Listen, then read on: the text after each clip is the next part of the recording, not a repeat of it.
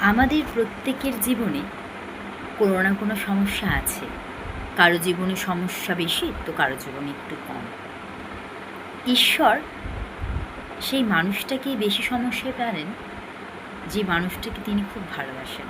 ঈশ্বর জানেন যে সেই মানুষটাকে সমস্যার মধ্যে ফেললে সে মানুষটা সেই সমস্যার সামনে দাঁড়িয়ে লড়াই করে জিতে যাবে।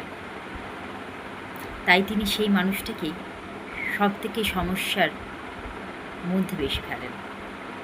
তাই আমাদের প্রত্যেকের উচিত সমস্যার পড়লে মাথা ঠান্ডা রেখে কাজ করা।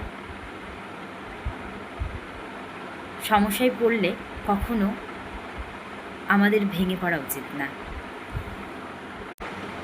আমাদের প্রত্যেকের জীবনে কোনো না কোনো সমস্যা আছে। কারো জীবনে সমস্যা বেশি তো কারো জীবনে একটু কম।